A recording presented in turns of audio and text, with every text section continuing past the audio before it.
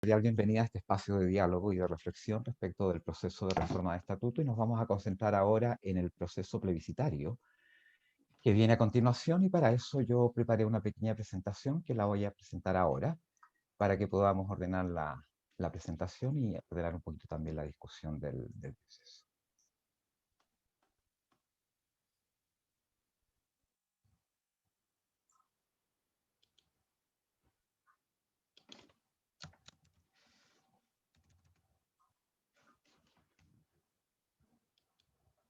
Ok, las ideas principales que voy a desarrollar en esta breve exposición son básicamente tres. Primero, contextualizar el proceso en el momento actual de su desarrollo. En segundo lugar, voy a referirme al plebiscito y en tercer lugar al proceso de votación electrónica. Si hacemos memoria respecto de los hitos que ha consignado el proceso, que son 9 según la Comisión Metodológica, estaríamos nosotros transitando por el hito 6, que corresponde a la socialización y difusión del proceso, y posteriormente en el hito 7, que lo tienen ustedes en azul, se desarrollaría el plebiscito el día martes 1 de junio, entre las 9 y las 16 horas. Y con eso se validarían segmentadamente, según el acuerdo de la Junta Directiva, los estatutos o la propuesta de estatutos que ha preparado la comisión redactora. Posteriormente, de lo que resulte, se presentará al Consejo Académico y a la Junta Directiva. Y finalmente, la Junta Directiva es la que tiene la prerrogativa de enviar esto al Ministerio de Educación. De tal manera de que estamos en el hito 6 a punto de pasar al hito 7 y el sentido de estas reuniones es precisamente hacer un llamado a la lectura de la propuesta y de realizar un plebiscito, ojalá con todos los integrantes de la comunidad informados respecto del mismo.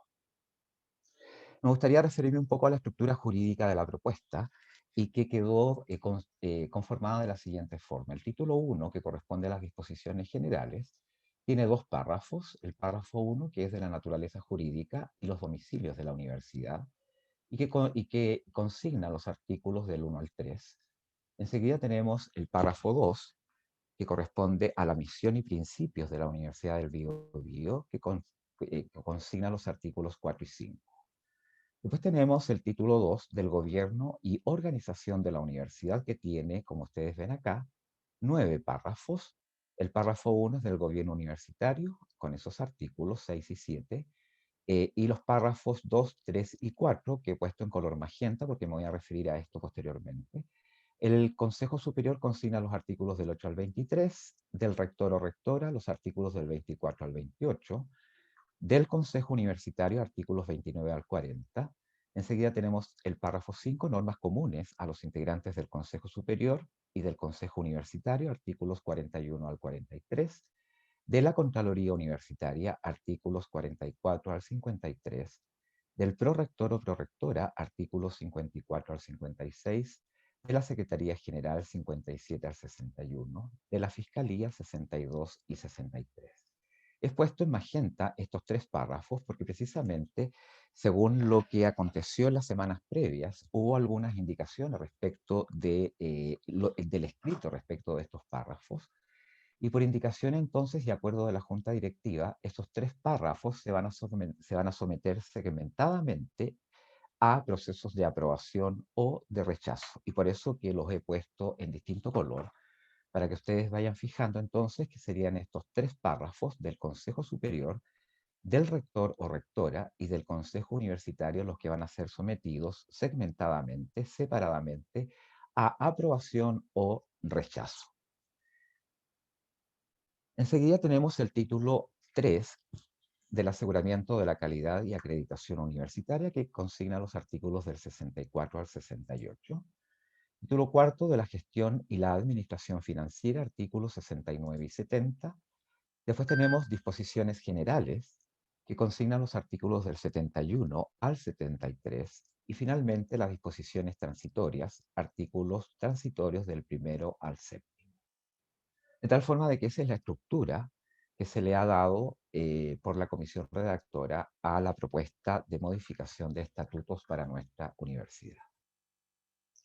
En relación al proceso de votación y segmentación de la propuesta, quisiera referirme en primer término al acuerdo de la Junta Directiva tomado el día 3 de mayo de 2021. Y cuando uno lee ese acuerdo, la Junta Directiva vislumbró o pensó en dos situaciones contextuales en términos de que en el Parlamento todavía está en estudio o en proceso de definición la eventual prórroga que pueda darse al plazo para presentar los estatutos por parte de todas las universidades del Estado. Ayer se reunió la comisión del Senado y no logró acuerdo en virtud de que hay una indicación eh, respecto de él y no hay acuerdo definitivo respecto de esa indicación, de tal forma de que el proceso sigue su curso legislativo. Seguramente va a pasar a la Cámara de Diputados y lo más probable es que pase después a comisión mixta y en virtud de eso los plazos se hacen cada vez más restringidos. En ese acuerdo, la Junta Directiva, como decía, vislumbró un escenario sin prórroga y un escenario con prórroga. En el caso de que no haya prórroga, se va a desarrollar, como les comentaba, un plebiscito el día 1 de junio. Se va a plebiscitar la propuesta que plantea la comisión redactora de manera íntegra, pero se va a segmentar sin modificaciones. Esa propuesta se va a segmentar y se va a validar entonces de manera segmentada o parcializada. Y se va a parcializar entonces de acuerdo a los títulos o párrafos que comentaba en la diapositiva anterior. Es decir, los segmentos van a ser aprobar o rechazar la propuesta de la comisión redactora que está referida al Consejo Superior. También la comunidad va a poder definir si aprueba o rechaza la propuesta de la comisión redactora en relación a la figura del rector en tanto y en lo referido, digo, a sus atribuciones, a sus inhabilidades o incompatibilidades, en fin. Y lo mismo para el Consejo Universitario y después todo lo que no está en lo anterior y que está en la propuesta sería lo que yo pongo acá como el resto de la propuesta.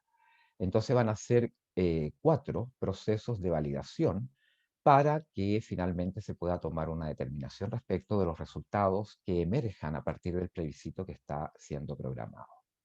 La Junta Directiva ya ha acordado que si se rechaza alguno de estos 3 segmentos, la Junta Directiva no enviaría ninguna propuesta al Ministerio de Educación, sino que, de acuerdo y en la oportunidad que determina la ley, se aplicará el decreto con fuerza de ley número 4 de 2019, que es una propuesta generada al interior del Ministerio de Educación y que en el fondo se aplica para todas aquellas universidades que no hayan logrado una propuesta de reforma o una propuesta o una modificación, una propuesta de modificación de sus respectivos estatutos. De tal forma de que, repito, si se rechaza uno o más de esos segmentos, se aplicaría, por acuerdo de la Junta, el decreto con fuerza de ley número 4 de ese año. Por contra, si se aprueban todas los segmentos, la Junta Directiva ha acordado que enviará la propuesta al Ministerio de Educación. De tal forma de que ese es el panorama si no hubiese prórroga y según resulte el plebiscito en cada uno de sus segmentos que nosotros estamos entonces pronto a desarrollar. En tal caso, el voto 1 diría aprueba o rechaza el contenido del párrafo segundo del título 2 sobre el Consejo Superior de la propuesta de modificación a los estatutos de la Universidad del Biobío. O sea, cada uno debe poner en ese voto si aprueba o rechaza lo que escribió la comisión redactora respecto a el Consejo Superior, que está en el párrafo segundo del título segundo. Se ha pedido por algunos integrantes de la comunidad que ojalá se pudiera poner en el voto el texto completo que se estaría modificando, y la verdad es que eso significaría incorporar en los 4 votos prácticamente 33 artículos, lo que significaría una dificultad. Como coordinador yo creo que uno debe ir a votar en los procesos eleccionarios informado acerca de lo que va a votar. La propuesta de estatuto está en redes desde hace aproximadamente un mes, de tal forma de que el llamado que yo hago es a leer esa propuesta, a informarse del contenido y a definir en libertad, en conciencia e informadamente las definiciones que cada académico, que cada administrativo o administrativa o cada estudiante decida, ¿verdad? Definir en el voto que emita. En el voto 2 se dirá, aprueba o rechaza el contenido del párrafo tercero del título 2 sobre el rector o rectora de la propuesta de modificación de estatutos de la Universidad del Biobío. Pues acá tenemos las mismas alternativas de aprobar o rechazar lo que plantea la comisión redactora respecto del título tercero, perdón, del párrafo tercero, título segundo sobre la figura del rector o rectora. En el voto 3 se va a leer, aprueba o rechaza el contenido del párrafo cuarto del título segundo sobre el Consejo Universitario de la propuesta de modificación a los estatutos de la Universidad del Biobío. En este voto igualmente vamos a tener las alternativas de apruebo o rechazo. Se incluye el nulo y el blanco, por supuesto. Y ahí lo mismo, cada votante, cada elector va a poder aprobar o rechazar lo que plantea la comisión redactora en el párrafo cuarto del título segundo referido al Consejo Universitario. Y finalmente, en el voto 4 va a decir aprueba o rechaza el contenido de las demás disposiciones de la propuesta de modificación a los estatutos de la Universidad del Biobío. E igualmente que en el caso anterior tendremos la posibilidad de decir que se aprueba o se rechazan todas las demás disposiciones de la propuesta de modificación a los estatutos que ha planteado la comisión redactora. De tal forma de que, como una manera de resumir lo que acabo de decir, vamos a tener 4 votos segmentados. En el voto 1 vamos a tener que definir si, si lo que plantea la comisión redactora acerca del Consejo Superior lo aprobamos, lo rechazamos o votamos blanco o nulo, ¿verdad? Lo mismo para el voto 2 referido al rector, lo mismo para el voto 3 referido al Consejo Universitario, lo mismo el voto 4 respecto de las demás propuestas de la comisión redactora. Si se da el caso que se aprueben todos los segmentos, la Junta Directiva se ha comprometido a enviar la propuesta sin modificaciones de la comisión redactora al Ministerio de Educación. Por contra, si se rechaza una, por ejemplo, si la comunidad decidiera rechazar a través del voto 3 lo que escribió la comisión redactora respecto del Consejo Universitario, si hay un rechazo o más de uno, la Junta Directiva ha tomado la determinación que no enviaría ninguna propuesta al Ministerio de Educación y por el solo Ministerio de la Ley, y en la oportunidad que la ley determina, se aplicaría el decreto con fuerza de ley número 4 de 2019. Pero también el acuerdo de la Junta Directiva prospecta un eventual o una eventual prórroga de un año de plazo, al plazo que estipula la ley. Entonces, en tales circunstancias se da la siguiente situación. Si uno o más segmentos son rechazados, lo que propone el acuerdo de la Junta Directiva es que se convocaría o se va a convocar a una elección para constituir una tercera comisión cuyo objetivo va a ser someter a revisión los segmentos rechazados y en un plazo determinado, todo lo cual tiene que ser decretado, estimando plazos, etcétera, debiera entonces esta tercera comisión emitir un informe que igualmente se va a someter a plebiscito en el momento que sea indicado en el decreto correspondiente. Y entonces, una vez que se tengan todos los segmentos corregidos y aprobados, van a ser validados en un plebiscito y una vez adecuados los segmentos rechazados en el plebiscito del martes 1 de junio, en conjunto con todo lo aprobado, se va a enviar entonces la propuesta al Ministerio de Educación. Cabe señalar que esta tercera comisión abre la posibilidad de que las personas que formaron parte de la comisión redactora puedan volver a presentarse como candidatos para constituir esta tercera comisión. De tal forma de que lo que quiero también indicar es quién envía la propuesta al Ministerio de Educación. Y respecto de eso hay algunas dudas. No lo envía el coordinador, no lo envía el consejo académico, no envía la propuesta el rector, sino que la única mandatada por ley para enviar la propuesta de modificación de estatutos al Ministerio de Educación es la Junta Directiva, y eso lo determina el DFL 1 del año 89. Es el único cuerpo colegiado que puede proponer cambios al estatuto orgánico de la universidad, de tal forma de que lo que determine la junta directiva será lo que rija en el destino y en el futuro para la Universidad del Biobío. Hicimos este calendario de conversaciones o de diálogo con la comunidad universitaria, precisamente en el sentido de que la votación sea informada por parte de cada uno de los integrantes de la comisión. Y la idea de hacer esta secuencia de reuniones es precisamente ofrecer la posibilidad, como indica hoy día el correo conductor, de que si una persona no puede estar en este momento, puede estar a las 11 o puede estar a las 3 de la tarde, y de esa forma abrimos un espacio para que de esta manera todos y todas las integrantes y los integrantes de la comunidad puedan informarse acerca del estado actual del proceso. Y entonces tenemos toda esta serie de reuniones para poder desarrollar, y yo espero que la asistencia a estos encuentros sea lo óptimo posible. ¿M? Eso era lo que les tenía preparado. El resto del tiempo se van a atender consultas, inquietudes, comentarios, etc. Entonces se abre el diálogo y se ofrece la palabra, y les agradezco la atención que me han dispensado. Muchísimas gracias.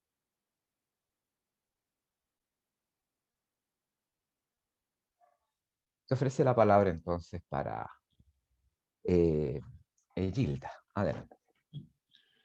Tengo una duda. ¿Qué pasa si, por ejemplo, se aprueba el estatuto? ¿Ya? Eh, ¿Se puede, una vez que está aprobado, hacer los cambios que algunas personas quieren, ya con respecto más que nada al Consejo Universitario y los decanos? No, ¿No? taxativamente no. No. No se podría hacer ninguna modificación si el plebiscito determina aprobación de todos los segmentos. Ese es un acuerdo de la Junta Directiva, y el compromiso es enviar la propuesta aprobada en plebiscito y por segmentos al Ministerio de Educación. Y en ese contexto no se podrían incorporar modificaciones. Ya, gracias. Sigue ofrecida la palabra. Todas las dudas que tengan, consultas respecto de lo que estamos hablando, por favor, adelante. Esa es la idea de conversar respecto del proceso.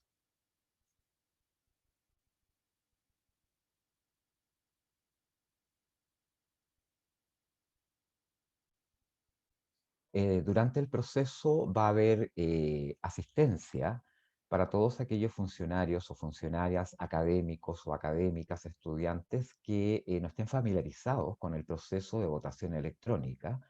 Según nos indicaba ayer el director de informática, se ha complejizado un poco el proceso en virtud de que vamos a tener que ingresar varias veces a la plataforma para poder votar en el plebiscito. Entiendo de que se va a plantear en el Consejo Académico, que se va a desarrollar desde ahora en adelante, la propuesta de simplificar un poco más el proceso, y en ese sentido los técnicos tienen la palabra, y en este caso la Dirección de Informática verá si se puede o no simplificar el proceso para hacerlo más amigable y más familiar a todos los integrantes de la comunidad. Es una dificultad que se va a tener que resolver, yo creo que en estos días. En principio sería como lo detallo yo, pero eso puede modificarse según lo que determine el Consejo Académico ahora en la reunión que van a sostener. Y ayer se indicó que se iba a plantear esto en el Consejo Académico en términos de la complejidad que significa ingresar a la plataforma, que se envíen 8 códigos de, en fin, va a ser más complejo. Y es un deber mío decirlo en esta reunión. Sigue ofrecida la palabra. Felipe Campo está preguntando, Enrique. Disculpa. Adelante, Felipe. Hola, buenos días. Gracias, gracias, Eric. Sí, adelante. Sí, adelante, sí. Me conecté hace poquito minutos, así que pido disculpas si lo que voy a preguntar a lo mejor ya lo explico.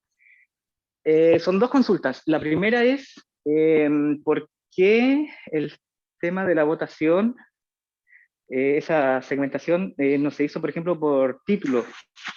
En el sentido de título 1, por ejemplo, misión y visión, título 2, financiamiento, título 3, gobernanza y así. Y la otra consulta es en caso de que se rechace alguno de los títulos y no haya prórroga y se aplique el DFL4, ¿cómo sería el protocolo en cuanto a la modificación de a futuro? Gracias, Esa sería Felipe. mi consulta, don Enrique. Sí, respecto del tema del por qué no se segmentó por títulos y se hizo utilizando otros criterios, fue fundamentalmente porque la Junta Directiva se planteó que habían temas que no tenían indicaciones, y los que tenían indicaciones o reclamaciones eran los temas o los segmentos que yo acabo de indicar. Y entonces la determinación de la Junta Directiva es que se someta a segmentación los títulos que estaban en conflicto y no toda la propuesta, porque no toda la propuesta fue cuestionada. ¿Mm? En respecto del TFL4, ¿cómo sigue el proceso? A mí me gustaría ofrecerle la palabra a Pablo Sáiz, que nos acompañe, porque él desde un punto de vista jurídico tiene muchísimo más claro que yo cómo sigue el proceso si se llegase a aplicar el DFL4 y qué posibilidades de modificación al DFL4 existen. Si me ayudas, Pablo, en eso, te lo agradeceré. Gracias, don Enrique. Buenos días a todos y todas. Bueno, el tema de la modificación, si entra a regir a partir del 6 de junio el DFL4, que pasaría a ser el estatuto, nuestro estatuto, digamos, ahí la posibilidad de modificación hay que hacer un proceso completo de nuevo. O sea, hay que hacer lo mismo que la ley establece. El DFL4 establece que es el Consejo Universitario el que puede llevar adelante cualquier modificación de estatuto, y que tiene que realizarse a través de un procedimiento participativo en que debe, digamos, interactuar toda la comunidad universitaria, elaborarse esta propuesta de modificación, y eso será aprobado por el Consejo Superior, y de ahí mandarlo de nuevo al Ministerio de Educación para que se proceda a su tramitación, tramitación en la cual tienen que intervenir necesariamente el Congreso Nacional, cualquiera sea, digamos, el que exista a esa altura, y posteriormente el Poder Ejecutivo, porque el presidente de la República tiene que proceder o a promulgar la ley que apruebe, digamos, esa modificación, o bien el decreto con fuerza de ley, si es que el Congreso fija como procedimiento el que otorgarle una autorización, digamos, al presidente para que él dicte un decreto con fuerza de ley aprobando la modificación de estatuto. Ahora, los tiempos, por una parte los tiempos,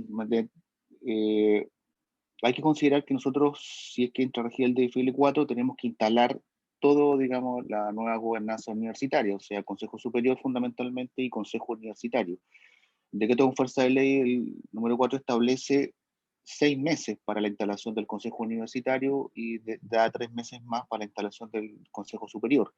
O sea, deberíamos tener estos dos cuerpos colegiados, a lo menos dentro del plazo de 9 meses después de iniciado, digamos, la vigencia del DFL4. Antes de que esté instalado este nuevo gobierno universitario, es imposible iniciar un proceso de reforma. Por lo tanto, esos son los tiempos para empezarla. Estamos hablando que va a empezar a discutir nosotros una modificación al DFL4. Y lo que hace la universidad, que es lo que estamos haciendo ahora, por cierto, es plantear una propuesta.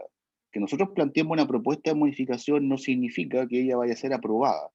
Hay que recordar que las universidades del Estado, digamos, pertenecen al Estado de Chile, y por lo tanto lo que hace la comunidad universitaria es proponerle al Estado de Chile una modificación de sus estatutos, que es su régimen de gobierno, los principios, su objetivo, su misión, todo lo que conlleva, digamos, el estatuto. Y el Estado de Chile, representado por el Congreso y el Poder Ejecutivo, pueden aceptar o no esa propuesta que le hace a la comunidad universitaria. Eso es uno. Y lo otro, ahora, ¿cuánto se demoren el Congreso y el Poder Ejecutivo en aceptar o modificar o rechazar, digamos, nuestra propuesta? Es obviamente un tema que nosotros no manejamos. O sea, de partida, por ejemplo, en este proceso, estamos en un proceso que todas las universidades del Estado están modificando, salvo la Universidad de Chile, están modificando su estatuto. Y el Ministerio de Educación no nos ha indicado cuál es el procedimiento que ellos van a seguir cuando les lleguen todas estas propuestas. O sea, nosotros en este minuto no sabemos cuál es el tiempo o cuál es el derrotero que tiene nuestra propuesta una vez que se entregue si eso llega a ocurrir, digamos, si que entregamos una propuesta, no sabemos qué pasa después. No hay tiempos asignados, no tenemos, el Ministerio de Educación no nos ha indicado, mire, vamos a recibir todas las propuestas y después vamos a mandarlo al Congreso y ahí vamos a ver qué hacemos. No sabemos cuál es el nivel de revisión que se vaya a tener a través del Ministerio de Educación. Por lo tanto, incluso en este minuto no sabemos el tiempo que demore la tramitación en el Congreso y el Poder Ejecutivo de la propuesta actual o de las propuestas actuales de las universidades del Estado. Porque no se nos ha indicado y por lo tanto no está reglamentado. Así que el tiempo que pueda demorar y esto está hablando del puro tiempo, ya la discusión que tiene que ver, no es técnico, digamos, ni es legal, sino ya el tema político de la aprobación, de la presión que puede hacer las universidades o cada universidad para que su propuesta de modificación de estatuto sea llevada adelante, sea aprobada, eso ya es otra historia. Es un tema aparte. Por lo tanto, la modificación del estatuto, o sea, del DFL4, si es que llega a aplicarse a la Universidad del Biobío, va a ser extremadamente compleja en cuanto, primero, su aprobación y segundo, los tiempos que eso pueda demorar. O sea, ya como digo de partida, no podemos pensar en iniciar un proceso de reforma del DFL4 antes de más o menos 10 meses. En el entendido también que vamos a estar también al mismo tiempo preocupados de adecuar toda nuestra reglamentación al nuevo estatuto, que vamos a tener que empezar a hacerlo a partir del 6 de junio. O sea, si se instala esto el 6 de junio, o sea, la universidad tiene que empezar a pensar en la adecuación de toda su reglamentación interna al nuevo estatuto. No va a tener ningún tiempo, digamos, de preparación para eso. Se parte de inmediato. Con lo primero, la creación del reglamento para elegir a los miembros del Consejo Universitario, que es el primer cuerpo colegiado que debería instalarse. Ese es el proceso posterior, digamos, el que se llega a instalar el DFL4. Gracias.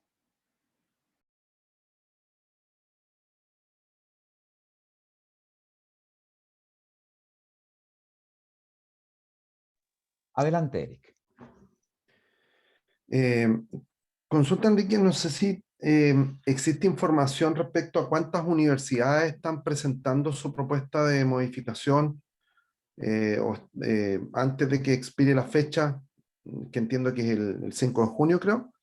No sé si tenemos alguna información de cuántas de las universidades del Estado van a presentar su propuesta.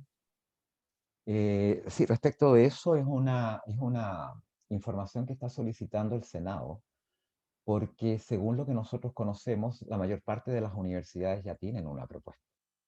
De tal forma de que eventualmente, a lo mejor no sería ni necesario prorrogar el plazo, pero es una información que se debe, digamos, sistematizar para que pueda ser enviado al Senado, porque también ese es otro factor que está determinando si se aprueba o no se aprueba el plazo. En realidad, la situación de las universidades son a lo menos dos: aquellas que constituyeron comisiones triestamentales, como el caso de la nuestra, y aquellas en las cuales los rectores definieron la constitución de las comisiones redactoras, ¿verdad? Y hay una diferencia notable entre uno y otra situación. En general, las que fueron planteadas en términos de una determinación de los consejos académicos de la universidad o de los rectores, de conformar estas comisiones redactoras, esas universidades ya prácticamente tienen sus estatutos listos, también con las mismas dificultades que estamos teniendo nosotros respecto de reclamaciones desde el área administrativa, desde el área académica, en fin.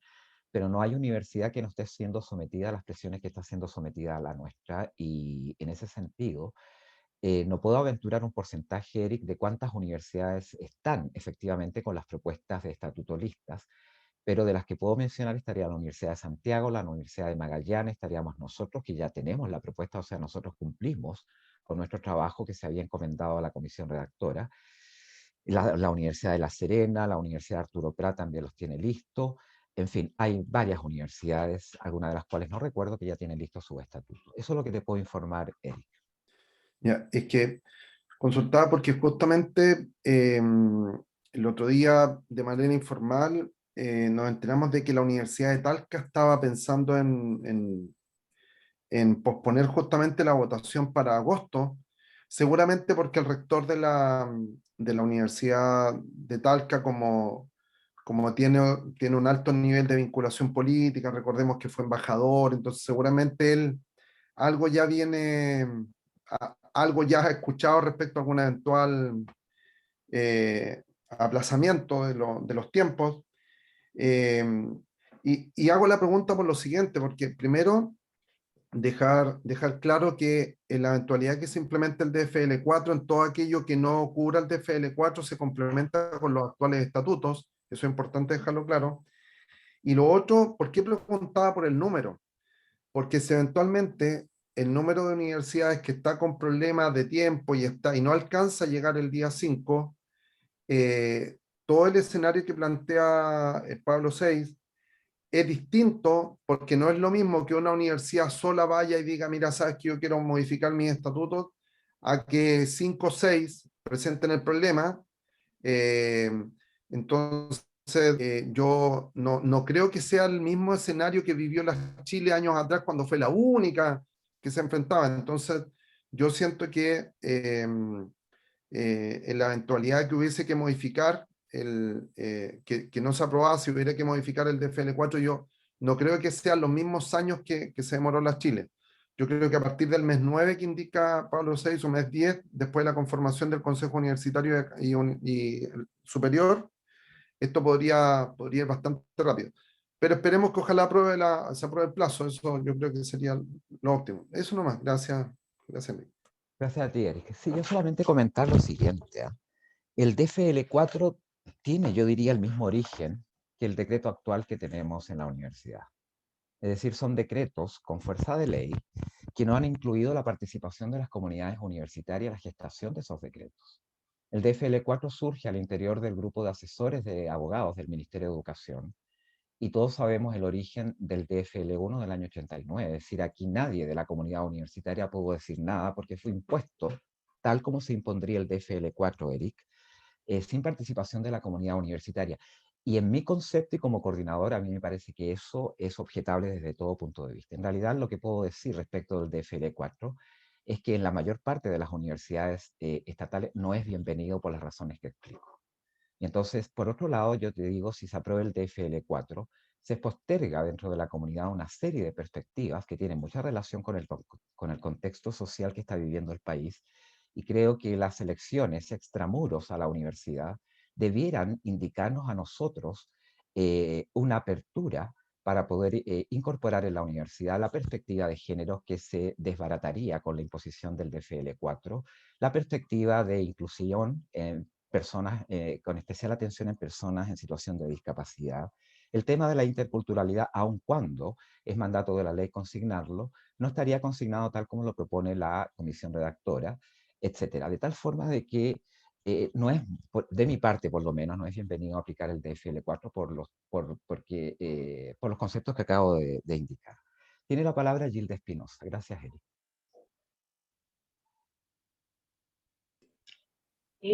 Tengo una consulta.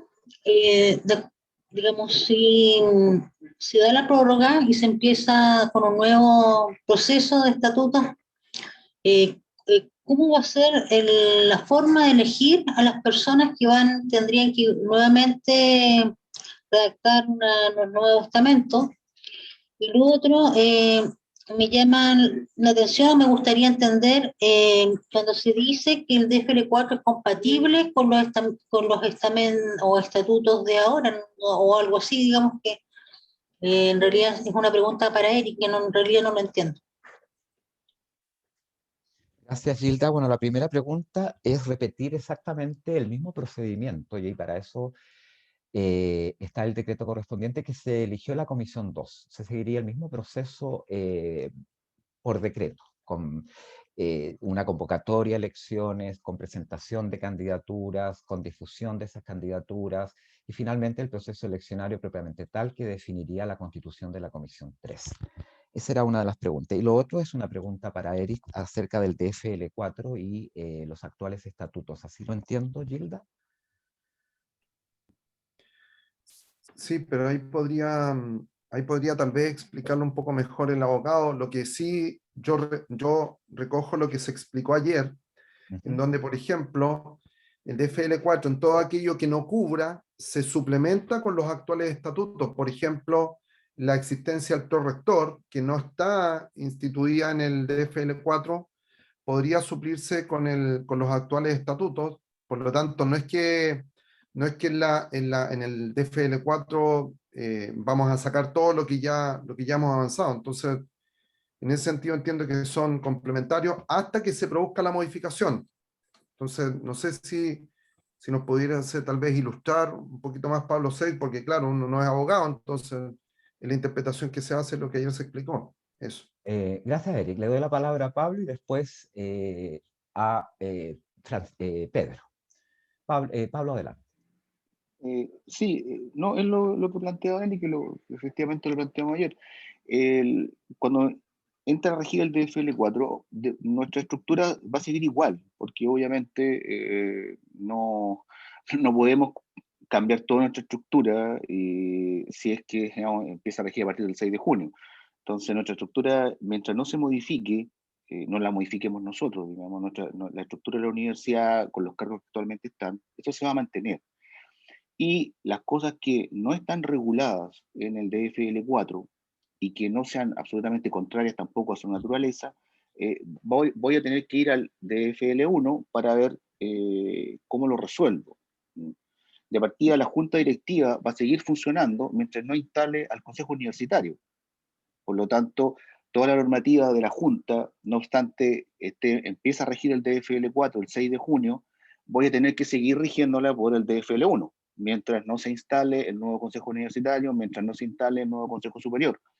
De partida, el reglamento que regule la elección de los miembros del consejo universitario tiene que ser aprobado por la junta directiva, que no le va a tener que seguir funcionando mientras yo no instale las nuevas autoridades. Entonces esas cosas yo las voy a tener que resolver con mi estatuto actual. El ejemplo que comentábamos ayer, por ejemplo, la subrogancia del rector. El DFL4 no establece una norma de subrogancia del rector. No dice nada. Por lo tanto, yo voy a tener que regirme por el sistema de subrogancia que tiene el rector actualmente en el estatuto actual, que es prorector, vicerrector académico. El DFL4 menciona solamente al consejo universitario, al consejo superior, al rector y al contralor. No menciona ninguna otra autoridad. O sea, no regula ninguna otra tipo de estructura de la universidad. Por lo tanto, todo el resto, yo voy a tener que seguir rigiéndome con mi normativa actual, como le digo, en todas aquellas cosas que no sean absolutamente contrarias al nuevo estatuto. Que más o menos la mayoría, porque como digo, en estructura, por ejemplo, menciona esos cuatro, o sea, Secretaría General, Vicerrectoría, direcciones, departamentos académicos, direcciones administrativas. El DFL4 no las menciona, no las toca. Así que yo voy a tener que seguir funcionando y adaptándome.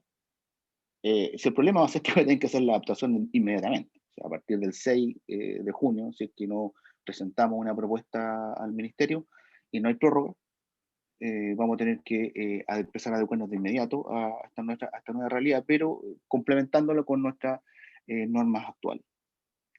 Y ahí es como podamos, digamos, esa es la verdad. Gracias. Gracias, Pablo. Pedro Cisterna tiene la palabra.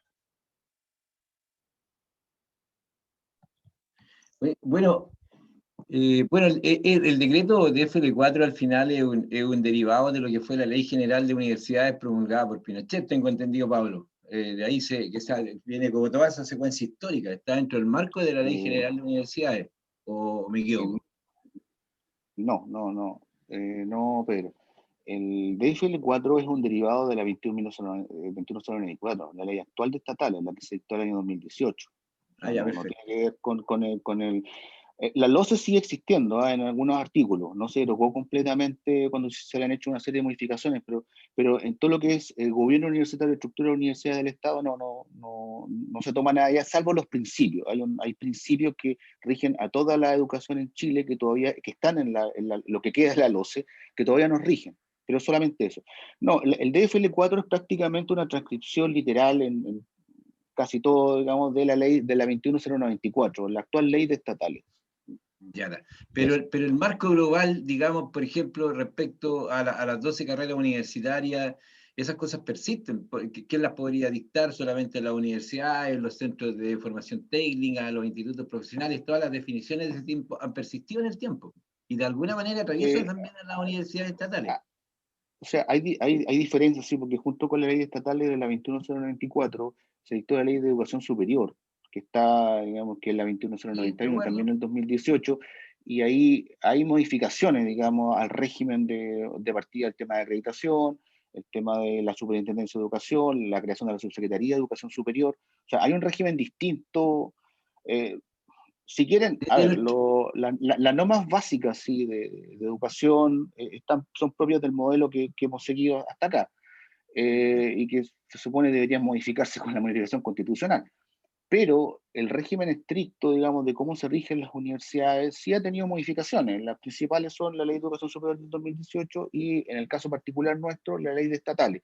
Que muchos principios se mantienen igual, sí. Sí, eso es cierto, porque el modelo, digamos, el modelo de educación superior ese no ha variado, y eso se ha mantenido. O sea, un sistema de autofinanciamiento, con subsidio, con rol subsidiario del Estado en materia de educación, eso se ha mantenido, eso sí, eso es efectivo, pero las normas particulares que rigen a la educación sí han variado y han variado bastante. O sea, la Ley de Educación Superior del 2018 y la Ley de Estatales sí introdujeron modificaciones importantes.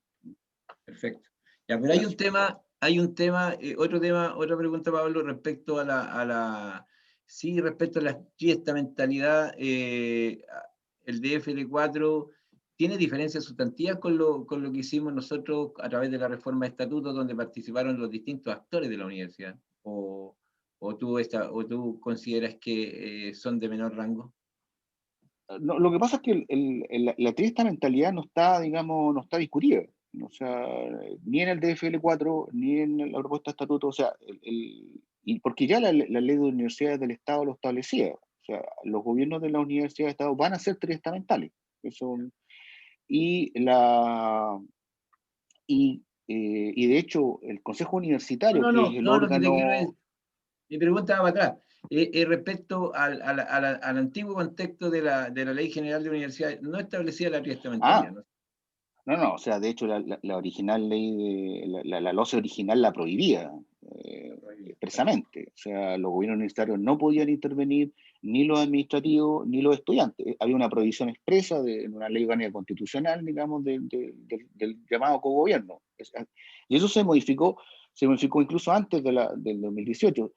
Lo que se modificó, sí, lo que se modificó fue la prohibición. O sea, se eliminó la prohibición de que en los gobiernos universitarios, y eso valía tanto para cualquier universidad, no solamente universidades del Estado, sino para cualquier universidad del país, se eliminó la prohibición de que no pudieran intervenir los estudiantes y los administrativos en los gobiernos de las universidades. Porque se daba el caso que incluso una universidad, un proyecto privado de universidad que quisiera incorporar la triestamentalidad, estaba impedido de hacerlo. O sea, no solamente en la Universidad del Estado, cualquier universidad era imposible que se eliminó esa prohibición. Ahora, lo que se hizo fue eliminar la prohibición. No es que se obligara a los gobiernos triestamentales. El que quería lo hacía. Y hasta la dictación de la ley de estatales, para las estatales valía lo mismo. Si quería lo hacía. Con la dictación de la 21094, ahí sí se estableció la obligación de la triestamentalidad, a lo menos en las universidades del Estado, con la salvedad o con el límite de que en ese gobierno universitario 2/3 debían ser de académicos, a lo menos. O sea, a lo menos 2/3 debían ser, los universitarios deberían estar integrados por académicos. Y el otro tercio lo decidía la universidad, digamos, cómo se repartía. Pero que había, digamos, la obligación de que hubiera participación triestamental, estaba en la ley de estatales del 2018. Y el DFL4 establece lo mismo. Lo que pasa es que el DFL4 establece un sistema tipo, como le digo, son 15 los miembros, uno es el rector, y los otros 14, 10 académicos, 2 administrativos, 2 estudiantes. Ese es el consejo universitario que tiene el DFL4. Y ahí puede ser materia de discusión después del reglamento, pero en general se entiende que son todos elegidos.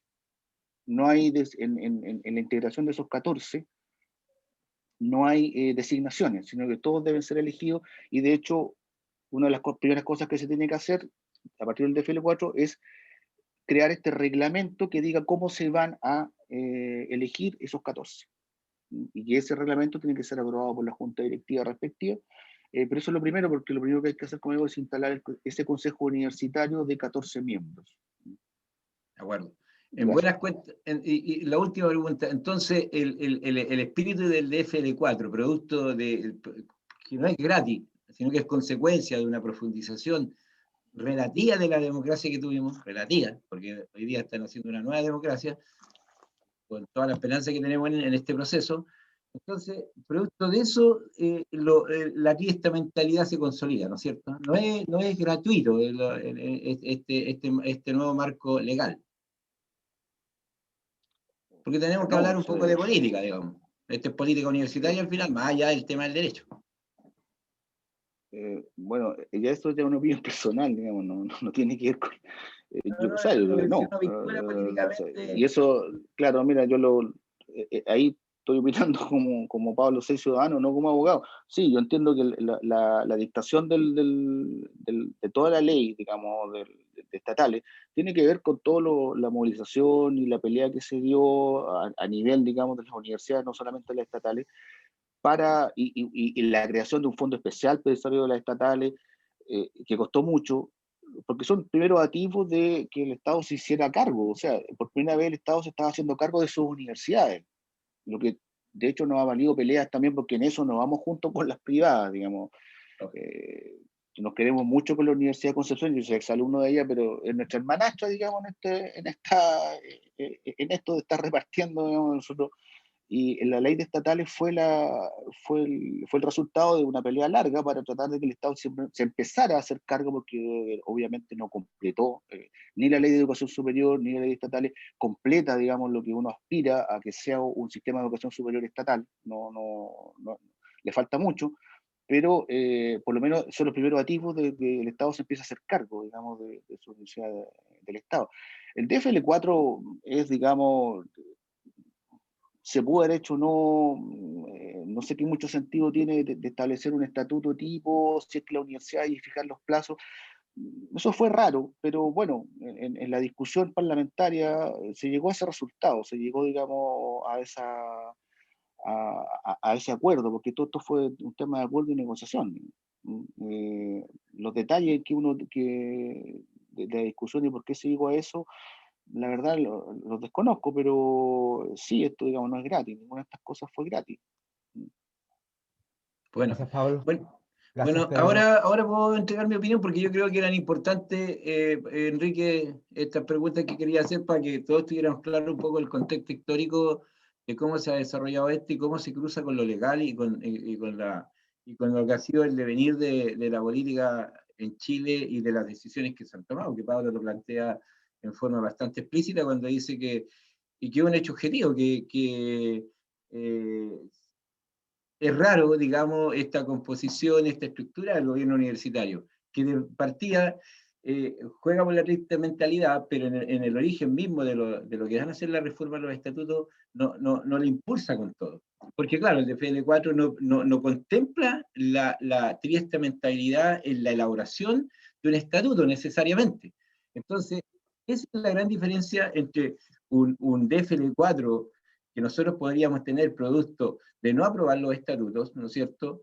Y un estatuto que es nuestro. O sea, hay una diferencia sustantiva. Cuando se pretende igualar una cosa con la otra, hay diferencias que son que sea considerables. Y eso hay que expresarlo y hay que decirlo y hay que dejarlo bien claro. El DFL4 es apenas el piso, es lo que se ha logrado en la conquista de las movilizaciones estudiantiles y de las movilizaciones de los académicos, porque tengámoslo claro, aquí nada se logra gratis.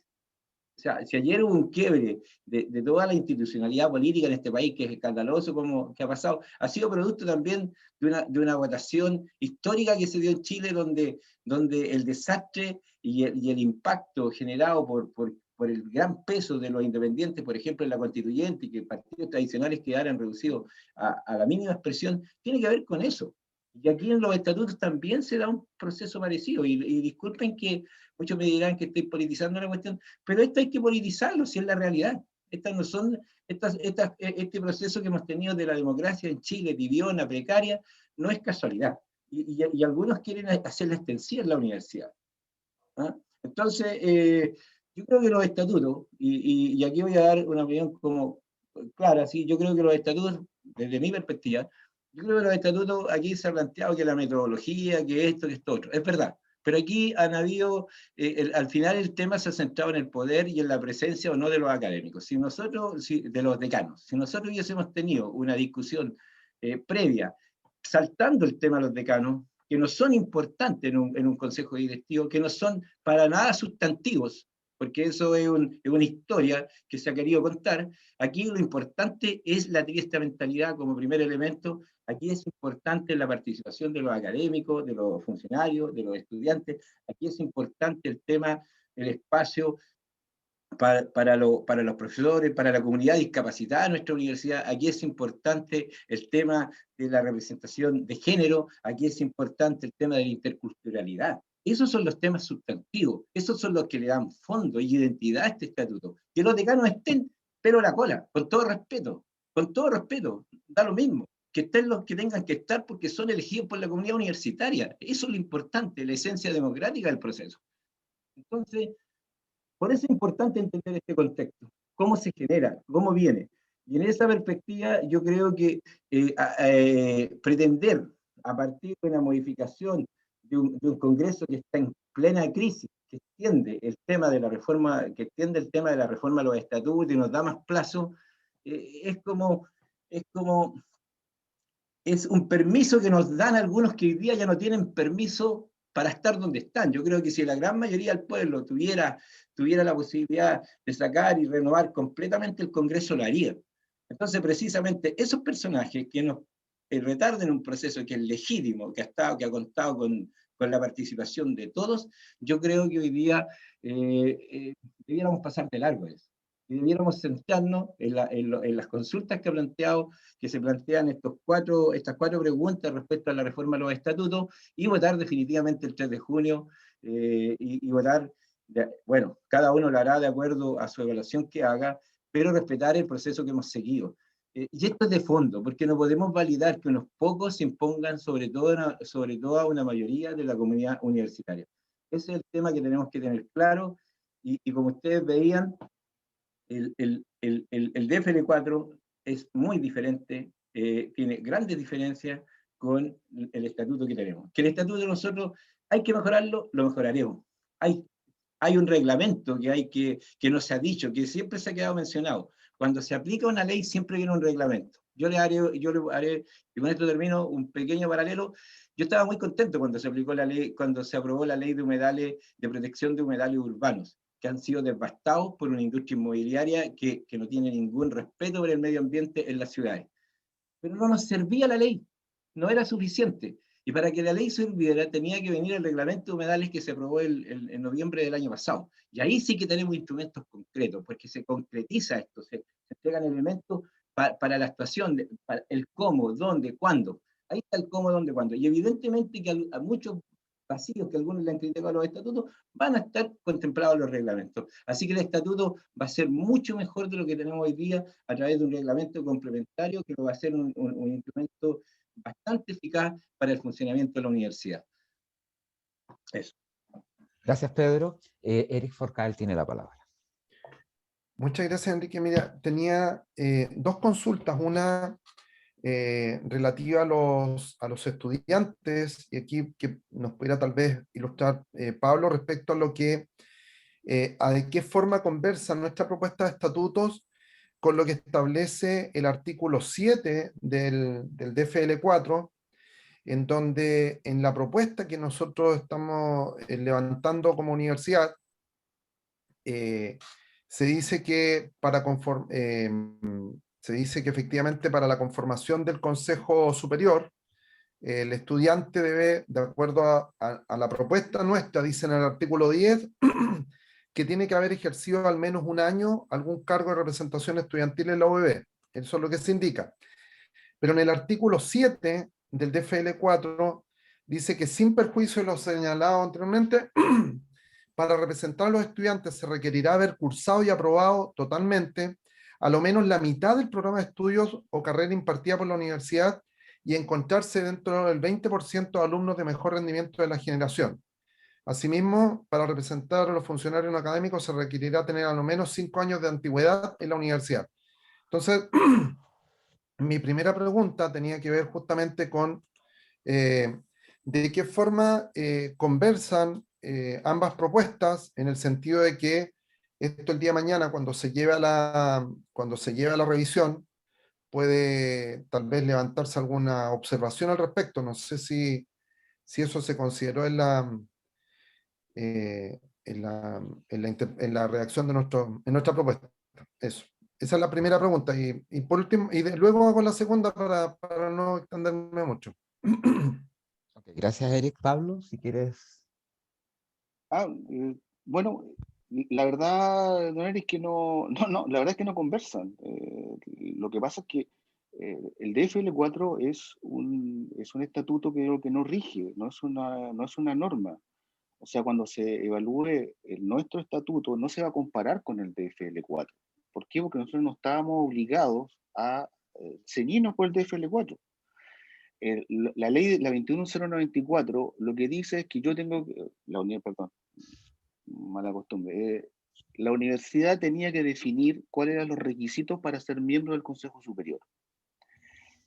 Ese requisito, el DFL4, lo cumple con lo que usted acaba de leer del artículo 7. El DFL4, o sea, el Ministerio de Educación, cuando crea este estatuto tipo, ellos estiman que para ser miembro del Consejo Superior los estudiantes debían cumplir esos requisitos. La comisión redactora, que tenía la misma misión, estima que los requisitos que tienen que cumplir los estudiantes para ser miembros del Consejo Superior son los que están en nuestra propuesta. Pero no se podría objetar, digamos, ¿no? Porque en eso la universidad era libre, efectivamente, de definir cuáles eran los requisitos que debían cumplir los estudiantes, los administrativos y también los académicos. Lo que pasa es que además la ley señala algunos requisitos básicos de los académicos por ser miembro de tener una determinada jerarquía. La ley obligaba que los académicos para ser miembros del Consejo Superior deberían tener determinada jerarquía. La universidad podría agregarle otros requisitos, como la permanencia, pero en eso la universidad era libre de definir esos requisitos. El DFL4 definió eso, nosotros definimos la universidad, bueno, o sea, todavía no la universidad. La propuesta que estableció la comisión estableció eso. No tenían por qué conversar y no podría haber objeción de esa parte por parte ni del Ministerio ni de la Contraloría, porque como digo, la comparación no se hace con el DFL4. El DFL4, si nosotros presentamos nuestra propuesta, el DFL4 no existe para la Universidad del Biobío. El DFL4 va a existir para la Universidad del Biobío única y exclusivamente si nosotros no presentamos una propuesta dentro de plazo, y ahí no va a ser, el DFL4 va a ser nuestro estatuto, derechamente, y nosotros nos vamos a tener que regir por el TFL4, y ahí sí, para ser miembro del Consejo Superior, los estudiantes van a tener que cumplir los requisitos que están señalados ahí, que no son, obviamente, lo que se pensó, lo que la comisión pensó en su momento, que era lo que debía adaptarse. Hay que pensar que el DFL4 está pensado para cualquier universidad del Estado. Ahí no se pensó en las particularidades de la Universidad del Biobío, o la de Talca, o la Arturo Prat. Se pensó que la gente del ministerio pensó que eso eran los requisitos que debía cumplir un estudiante para ser miembro del Consejo Superior de una universidad del Estado, cualquiera esta sea. Por lo tanto, como digo, no es necesario que conversen entre ellas. Sí, Ahora, muy claro, alguien muy podrá claro. pensar que son mejores los requisitos del TFL4. Sí, Eso ya es decisión de cada uno. sí. Muchas gracias. Está claro, sí. La duda tenía relación con lo que yo consultaba ayer, de que a los estudiantes se les exige participar, haber tenido experiencia en dirigencial, y a los miembros y a los administrativos o académicos se les impide participar si forman parte de los gremios. Entonces, ahí donde decía, bueno, tal vez hubiese sido bueno haber compatibilizado ambas cosas. O sea, si a los estudiantes se les pide experiencia dirigencial, tal vez a los administrativos y académicos también, pero eso era parte de la reflexión. Quiero ir a mi segunda pregunta, que tiene que ver con con el párrafo, perdón, con el párrafo 2, perdón, el título 2, el párrafo 1, perdón, título 1, párrafo 2, que habla de la misión y principios en el artículo 5, donde tengo dos dudas. Una que tiene que ver con un tema que se ha escuchado por parte de los académicos respecto a la incorporación de la libertad de cátedra y la libertad de expresión. Entonces, consultar, si nos puede contar, Enrique, si eso se abordó en alguno de los claustros. Yo en alguno me pareció haberlo escuchado, pero yo no sé si se recogió finalmente, porque no aparece expresamente en el artículo 5 por lo menos, y dentro del mismo artículo 5, una pregunta que viene también de la mano en el artículo 5, donde se habla de ecología del saber, en la letra F, se habla de que la universidad promoverá una educación que desarrolle y potencie todas las dimensiones humanas mediante la una organización transdisciplinar del conocimiento que combine la razón científica con aspectos epistémicos, espirituales, religiosos, afectivos, emocionales, políticos, retóricos, poéticos, etc.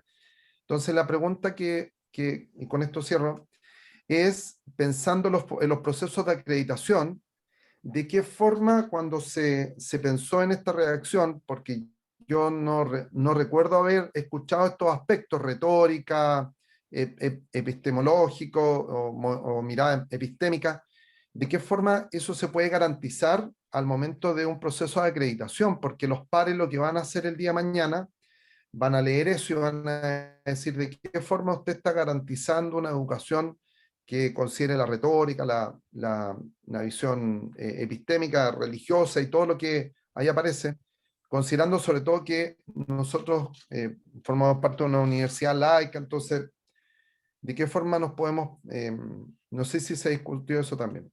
Muchas gracias. Gracias, Eric. Sí, efectivamente, en los claustros, en los primeros claustros que se realizaron a nivel de facultad, fueron direccionados precisamente a tratar el tema de la misión y de los principios.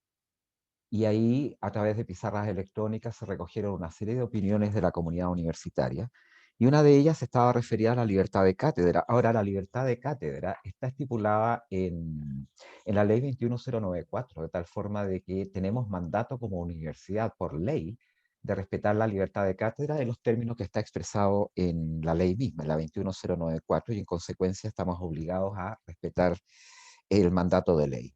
Respecto de la ecología del saber y los procesos de acreditación, yo creo que los procesos de acreditación están evolucionando a nivel de normativas, y yo creo, fíjate, Eric, que en el futuro no lejano la perspectiva de géneros va a ser un criterio de acreditación para las universidades del Estado, y de hecho ya se está planteando a nivel normativo.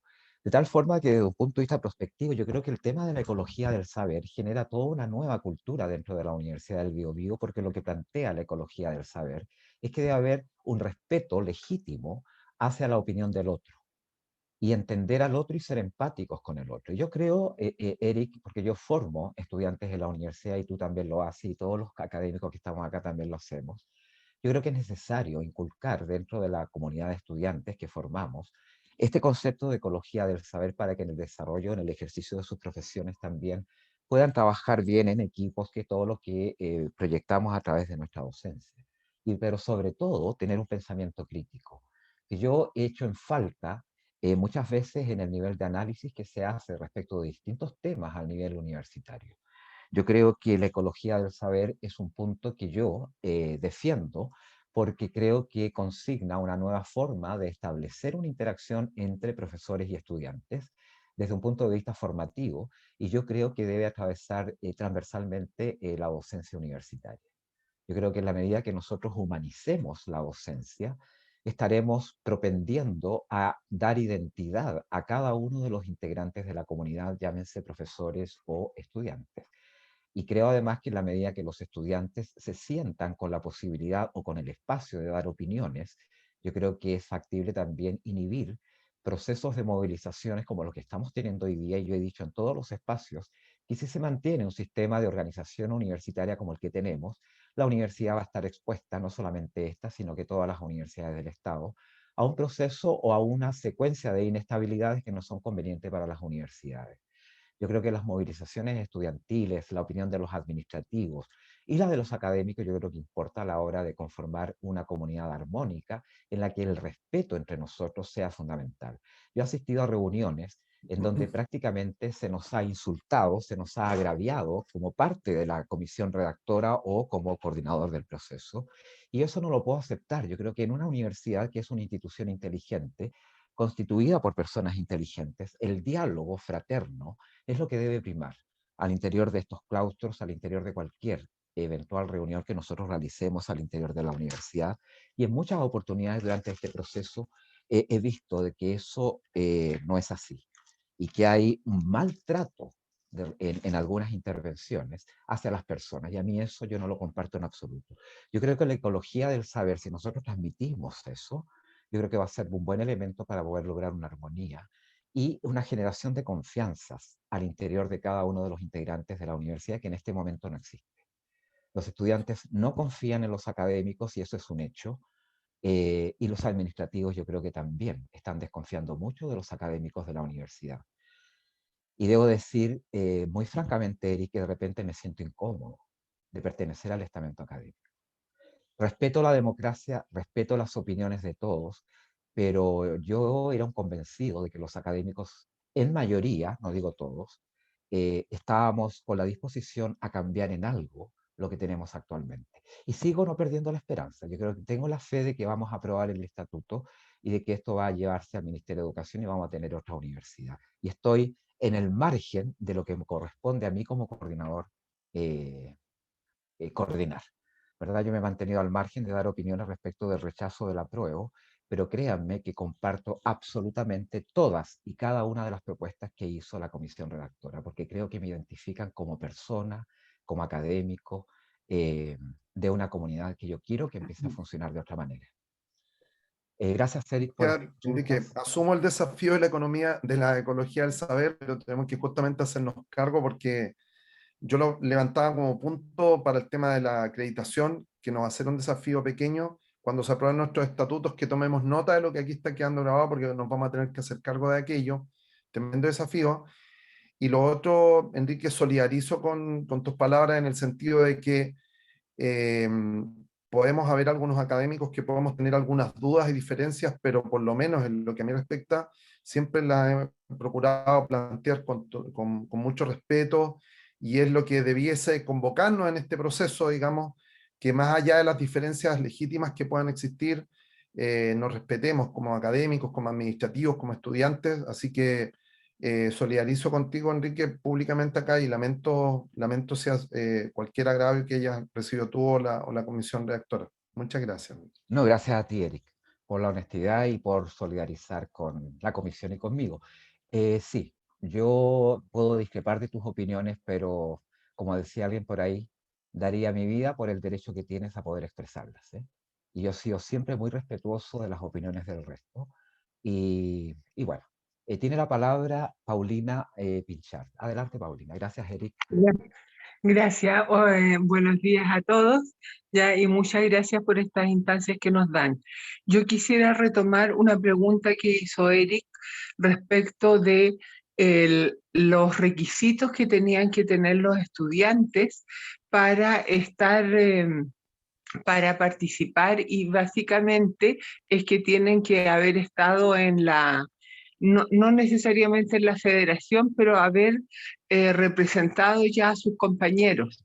Entonces, en ese punto, si bien a mí me parece en la primera derivada como que se le está poniendo más exigencia al estudiante que al resto de la comunidad universitaria para poder participar, quiero que me aclares, porque me quedó la duda, si eso no fue algo que nació de los propios estudiantes o fue algo que se les impuso. Nació de los propios estudiantes, Paulina. En realidad, en las discusiones que se dieron al interior de la comisión redactora, siempre existió mucho respeto respecto de los planteamientos de cada uno de los estamentos de manera independiente, considerando de que cada uno de los representantes pertenecen a organizaciones que son autónomas en sus definiciones, y en ese sentido fueron los mismos estudiantes los que plantearon esas alternativas que se leen en la propuesta de estatuto.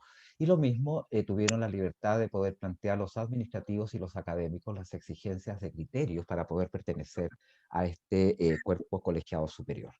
Pero fueron definiciones que no se impusieron a los estudiantes, sino que ellos las definieron per se y ante ellos. Sí, Gracias, porque Paulina. así al leerlo ya efectivamente suena, entre comillas, un poco injusto, pero entiendo que es, y lo digo porque he sido jefe de carrera y converso mucho con los estudiantes, que el problema mayor que tenemos es que ellos se entusiasman con las cosas, pero después como que no las siguen. Entonces me pareció que en uno de los claustros le entendí, no recuerdo a quién, para ser franca, que los alumnos pedían esto para que existiera un mayor compromiso de parte de los estudiantes que integraran el consejo. ¿Estoy Así bien es. entonces en la apreciación? Estás bien, Paulina, y eso fue fundamentalmente los focos de discusión que se dieron al interior de la comisión redactora. Sí, estás en lo correcto. Ya. Muchas gracias, Enrique. Un gusto de verte. Gracias a ti, gracias a Pablo. Realmente han tenido una paciencia increíble. Y yo creo, y permítanme expresarlo aquí, ya, yo creo que más allá que aprobemos la reforma estatutaria que se ha propuesto o el DFL4 en definitiva, creo que tenemos que aprovechar esta instancia para ser mejores personas dentro de la universidad. Creo que aquí en esto, si bien se ha mostrado mucha grandeza, mucho espíritu de sacrificio, mucho amor por la universidad de mucha gente, creo también que se ha mostrado lo peor de la comunidad universitaria. Entonces, en ese sentido, sobre todo ustedes que han sido los más averiados con esto, agradecerles, pero creo que nos tiene que motivar a dar el paso siguiente. Y el paso siguiente, más allá de lo que se apruebe, es que somos una comunidad universitaria y ese es un privilegio que hay que cuidarlo. Así que infinitas gracias a todos y reitero también mis agradecimientos no solo a los que fueron la comisión, sino a los abogados porque nos han tenido una paciencia ya increíble. Muchas gracias, Enrique. Gracias, Paulina, por tu reconocimiento a la comisión y a los abogados. Yo también lo comparto y siempre se los digo a los dos que nos han hecho, nos han asesorado de la manera más profesional alcanzable y yo soy el primer agradecido en eso. Y agradezco tus palabras, Paulina. Sigue ofrecida la palabra. No sé si Pedro. Soledad estaba, creo. Soledad. Soledad, sí. Y después, Adelante. Hola, Adelante, bueno, Soledad. ya había saludado al inicio. Quería preguntarle a Pablo. No sé si hay una combinación entre Enrique y Pablo, pero hago la pregunta y ahí cada uno ve. Resulta que en la propuesta de estatuto no leo, ¿cierto? No hay ninguna definición respecto de la estructura universitaria. Ya no, eso entiendo que se dejó para a posteriori en un reglamento. Y lo pregunto porque también como algunos años en la universidad y como profe y como jefe de carrera en alguna ocasión, siento que en esas definiciones de la estructura universitaria, ¿cierto? Se juegan aspectos que tienen que ver con la cotidianidad de profes, de administrativos y de estudiantes que afectan diaria y cotidianamente la vida de cada uno. Por ejemplo, las elecciones de jefaturas de carrera, la participación en las elecciones de directores o directoras, de decanatura, etc. Entonces, el estatuto no hace referencia a nada de esto, ¿ya? Me habría gustado un estatuto que plasmara esto, ¿cierto? Como avanzando hacia la triestamentalidad, que diera la posibilidad de definir y elegir por parte de todos los miembros de la comunidad en estos niveles, ¿ya? Como no aparecen los estatutos, entiendo que esto, algo suena, entiendo que esto quedaría en un reglamento. Entonces, mi pregunta es, primero, ¿mi observación es correcta? Segundo, si queda en un reglamento, ¿es lo mismo que esté en un reglamento a que quede en el estatuto? ¿Qué implicancias tiene el estar en un espacio o en el otro? En torno a estas materias de la posibilidad de elegir triestamentalmente los distintos niveles, jefatura, directores, directoras, decanatura. Gracias por la pregunta, Soledad. Yo le daría la palabra a Pablo porque tiene la pregunta con notación jurídica y entonces Sí. prefiero que lo responda él. Sí. Perdona, Yo y puedo lo pregunto complementarlo. porque justamente son esas áreas, esos ámbitos en donde la comunidad se juega lo diario, ¿ya? Y tienen mucha implicancia en la vida de las personas que trabajamos dentro de la universidad. Entonces me llama la atención que no esté en el estatuto. Gracias, Soledad. Pablo, si puedes. Claro. A ver, primero, y esto tiene que ver con el desarrollo, se ha planteado que no se discutió eso fundamentalmente y se escogió establecer la estructura básica, digamos, que a la cual la ley además obligaba, que debía estar necesariamente en el estatuto, primero por un tema de tiempo. O sea, el establecer la estructura de la universidad requiere una discusión bastante más amplia y que eventualmente, si se entraba en esa discusión, se podía entorpecer el resultado final y ya vemos, digamos, que estábamos escasos de tiempo en este momento. Pero además de eso, que eso se discutió dentro de la comisión, desde un punto de vista técnico, y eso aquí lo veo como abogado, el establecer demasiadas particularidades en el estatuto te origina una rigidez que no es conveniente. O sea, ya explicamos, digamos, lo que cuesta modificar un estatuto. Si yo establezco la estructura de la universidad en el estatuto, imagínense que en 2 años más queramos cambiarla, no la podríamos hacer. Quedaría en manos, digamos, del Congreso y del Poder Ejecutivo el aceptarnos los cambios de estructura. O sea, si yo establezco, por ejemplo, quiero crear una vicerrectoría y no establezco los mecanismos para poder eso hacerlo yo sin necesidad de tener que modificar el estatuto, se me complica demasiado. Me quedaría una estructura muy rígida. Y justamente, por lo que tú planteas, lo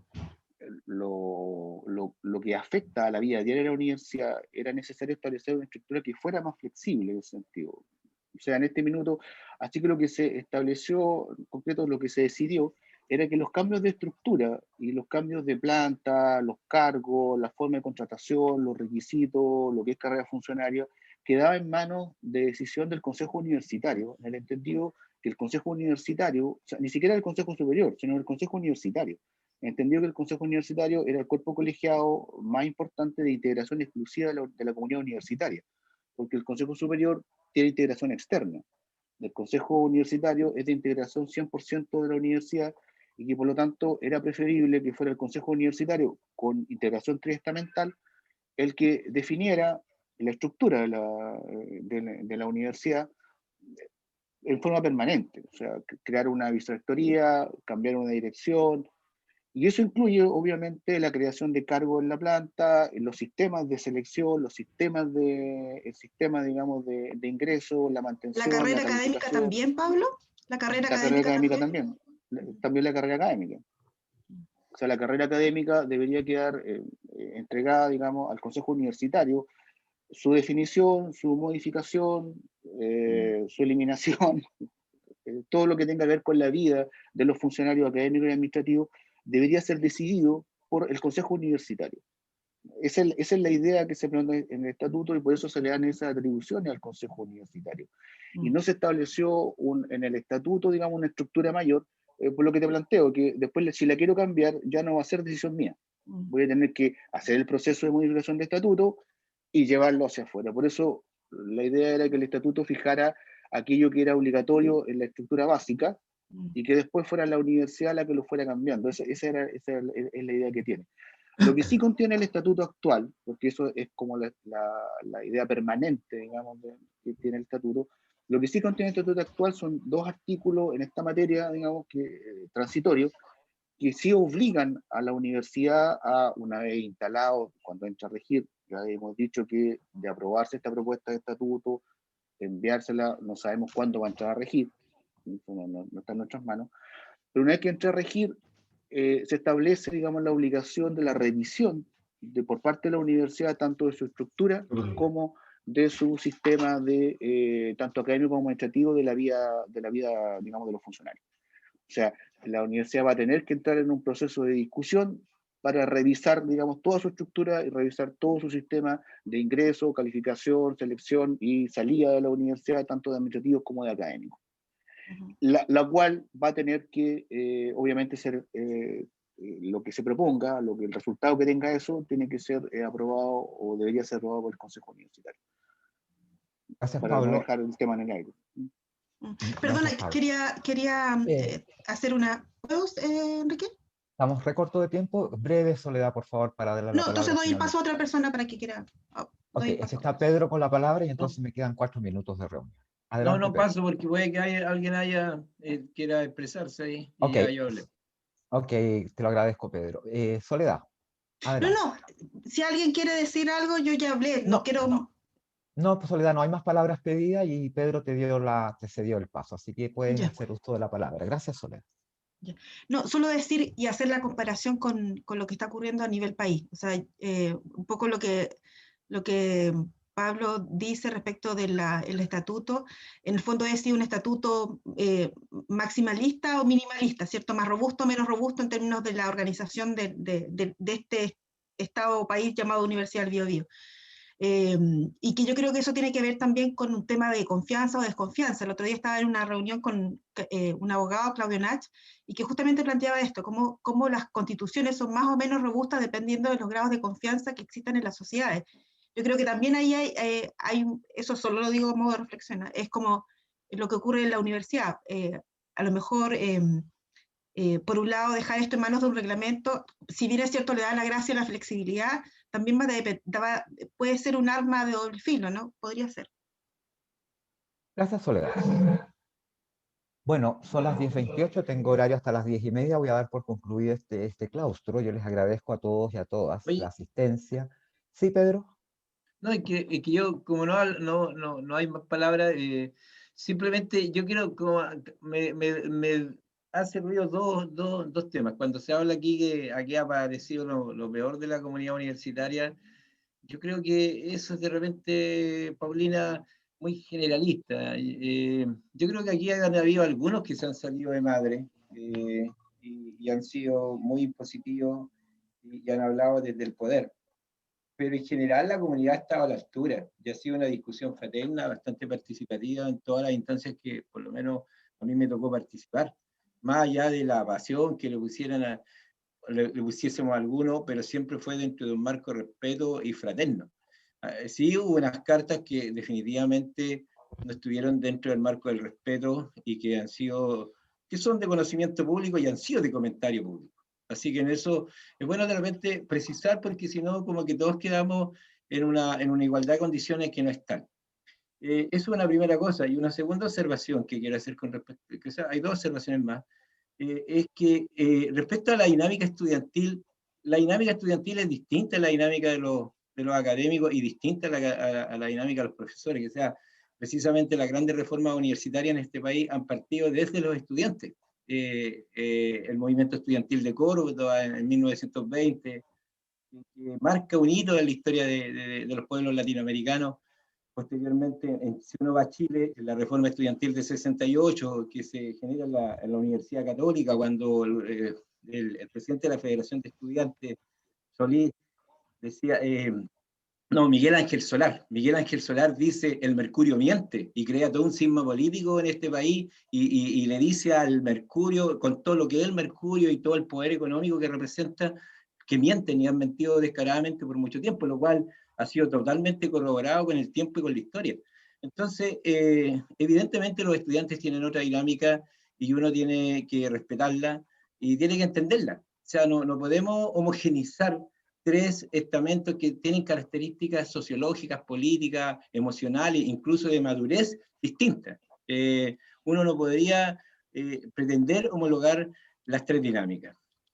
Y bueno, y finalmente no tenemos que tenerle miedo a la democracia, si esto es así. Yo creo que tenemos que entender de que los procesos que se están dando traen una entropía, un grado de cierto desorden que uno podría pensar, pero es parte del proceso. Y qué bueno que se esté dando el proceso. De repente es necesario un poco de pérdida energética y de trabajo en el desorden para lograr cosas que al final van a ser mucho más consolidadas y que nos van a permitir avanzar con un grado de conformidad y de toda la comunidad. Porque hasta el día de hoy, yo creo que la comunidad universitaria, y me incluyo como académico, porque esto no solamente, no digamos que los académicos hemos tenido una participación en el desarrollo de las universidades importante, relevante, lo hemos encontrado con un contexto ya totalmente, ¿no es cierto?, encajado, donde dentro de ese tenemos que movernos y punto. Entonces aquí se abren, claro, cantidad de puertas, de ventanas que por mucho tiempo han estado cerradas, y nos va a significar aprender a trabajar con muchas ventanas abiertas, con muchas puertas abiertas, y eso implica un aprendizaje, y en ese aprendizaje hay un camino que nos va a llevar un poco de tiempo. Yo soy muy optimista con respecto a esto. Creo que lo que se está dando en la universidad, se está dando en el país, era muy necesario para el alma de la gente, sobre todo para el alma, para lo más interno. Y eso lo rescato. Gracias, Pedro. Bueno, con la intervención del profesor vamos a concluir esta reunión. Yo tengo otro claustro a las 11, de tal forma de que están todos invitados a continuar participando, por cierto, en todos los espacios ofrecidos, y por favor comentar con los colegas que a las 11 tenemos nuevamente una reunión para que ojalá participe el máximo de personas. Les agradezco la asistencia, un gusto saludarlos y nos vemos en cualquier otra oportunidad. Muchas gracias. Vale. Luego, adiós. Hasta luego. Hasta luego. Hasta luego a todos. Hasta luego.